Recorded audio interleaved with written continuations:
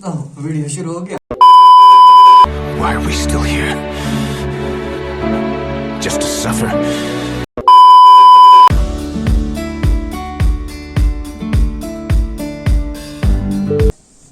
तो आज का हमारा टॉपिक क्या था?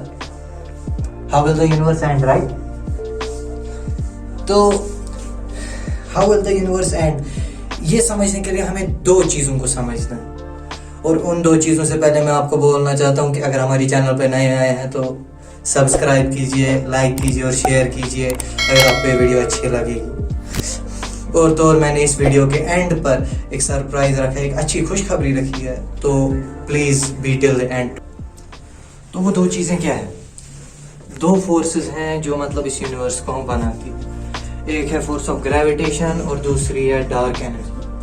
ये दोनों जो हैं वो हम ले सकते हैं कि एक दूसरे के अपोजिट हैं। एक तो हमारा जो ग्रेविटेशन पुल है वो चीज़ों को एक साथ जोड़ता है, अट्रैक्ट करता है, और जो हमारा डार्क एनर्जी है दैट रिपेल्स, वो चीज़ों को दूर करती है।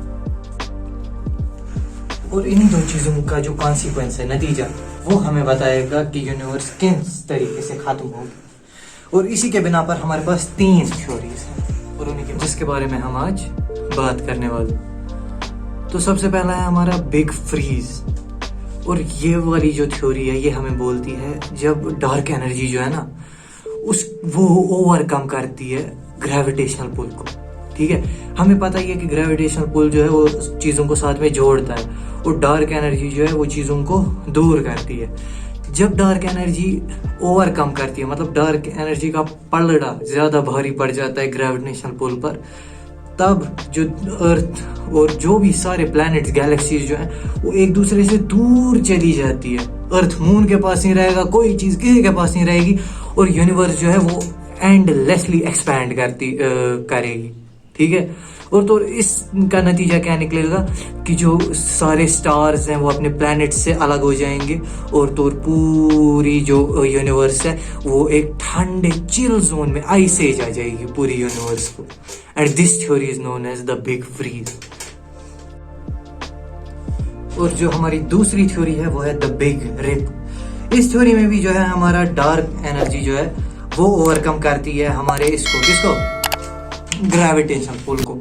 मगर इस टाइम पर ये इतनी ज़्यादा ओवरकम करती है, इतनी ज़्यादा ओवरकम करती है, इतना ज़्यादा हो जाता है डार्क एनर्जी कि जो हमारे प्लैनेट्स हैं वो खाली एक दूसरे से दूर नहीं जाते, वो खुद अपने आप से दूर चले जाते हैं। एटम से स्प्लिट हो जाएंगे, मॉलिक्यूल से स्प्लिट हो जाएगा, और वो लाइट की स्पीड से एंडलेस स्पेस, एंडलेस वॉइड में वो घूमते रहेंगे, never interacting with each other. और यूनिवर्स जो है वो कुछ नहीं बचेगा, बस चलते फिरते प्रोटॉन्स बचेंगे जो एक दूसरे से कभी मिल ही नहीं सकते। This is the theory of the big rip. तो जो हमारी तीसरी थ्योरी है वो है हमारी द बिग क्रंच। और तो तुम लोगों को लग रहा होगा कि ना ये डार्क मैटर ही इतना ये है, मतलब ज़बरदस्त है, ये ही हर एक थ्योरी में कर रहा है ग्रेविटी को ओवरकम। चलो एक थ्योरी ये भी है जिसमें ग्रेविटी ओवरकम करती है डार्क मैटर को। और फॉर द इंफॉर्मेशन, यही सबसे ज़्यादा प्रूवन थ्योरी है, मतलब यही सबसे अच्छी थ्योरी है जो साइंटिस्ट भी मानते हैं कि सबसे ज़्यादा चांसेस है कि इसी तरीके से यूनिवर्स एंड होगी। तो इसी जगह पर एंड तो होगी, मगर अब कैसे एंड होगी? ठीक है, तो हमें ये बिग क्रंच थ्योरी बताती है कि जब ग्रेविटी ओवरकम करेगी डार्क मैटर को, तो अपोजिट स्प्लिट एटम नहीं होंगे, स्प्लिट नहीं होंगी गैलेक्सीज एक दूसरे से, या प्लैनेट्स या स्टार्स और anything else for that matter, but एक साथ मर्ज हो जाएंगे। प्लैनेट्स एक दूसरे के साथ मर्ज हो जाएंगे, मून जो है वो अर्थ के साथ मर्ज हो जाएगा, सारे प्लैनेट्स, जो सारी गैलेक्सीज जो हैं, सारे ब्लैक होल्स जो हैं, ठीक है, वो सारे एक दूसरे के साथ मर्ज हो जाएंगे। एंड फिर लास्ट में ये सारी चीज़ें एक बहुत ही कॉम्पैक्ट स्पेस में बंद रहेंगी, और उसी कॉम्पैक्ट स्पेस जो है वो कॉम्पैक्ट स्पेस जो बनेगी वो बहुत ज़्यादा छोटी होगी और उसमें बहुत ज़्यादा मास होगा।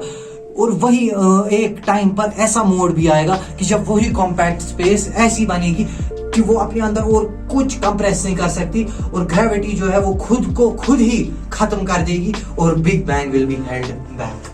और इसीलिए इस थ्योरी को हम कहते हैं द बिग बाउंस, क्योंकि ये हमें बताता है कि जो यूनिवर्स है इट बाउंसेस। यूनिवर्स को हमें नहीं पता कि कितने बाउंस हुए हैं अभी तक, मगर इतना पता है कि बाउंस हुआ है और होगा इस यूनिवर्स का भी।